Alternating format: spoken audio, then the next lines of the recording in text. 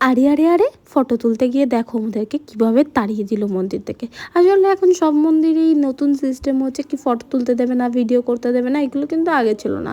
হ্যাঁ, দিন দিন যেভাবে ভ্লগার বাড়ছে ওরাও বা কী করবে, তাতে কোনো সমস্যা নেই, আমার তুলতে দেয়নি। তার আগেই আমি অনেকগুলো ফটো অলরেডি তুলে নিয়েছি।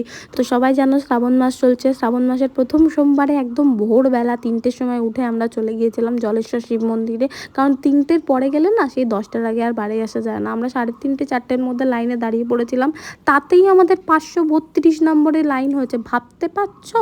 অত সকালে গিয়েও লোকে তো বলছে আমি আগের দিন থেকে এসে বসে রয়েছি, কেউ বলছে আমি দুটোই এসেছি। মানে মানুষ উপোসটা করলো কখন? ভোরবেলা গিয়ে যদি পুজোয় দেওয়া যায়। আমি পুজোর মানে বুঝি বাবা বেশ 2-3টে পর্যন্ত উপোস করে থাকবো, উপোস করে যখন খুব খিদে পাবে তখন পুজো দেবো।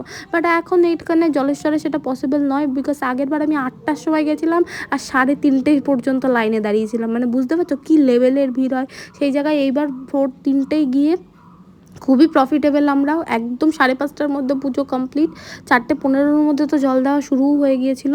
তো এইরকম রিলিফ পুজো দিতে কিন্তু বেশ ভালোই লাগে। আর সকালবেলা একটু ভিড় যেহেতু কম থাকে সেহেতু ওরা আরামসে পুজো দিতে দেয়। আগের বার যা হয়েছিল শিব ঠাকুরের জায়গায় তো আমার মাথায় জল ঢেলে দিয়েছিল।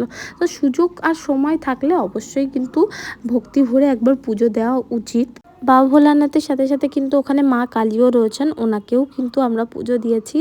আর সকালটা যে এত রিফ্রেশিং লাগছিল, মনটা এত শান্তি লাগছিল, এরকম একটা সকাল কিন্তু বছরে সত্যিই দরকার হয়। আর তখন কোনো কিছুই গায়ে লাগে না। আর এতক্ষণ ধরে তোমরা যে আমাদের ভিডিওটা দেখলে, অবশ্যই হর হর মহাদেব কমেন্টে লিখো। Bye bye.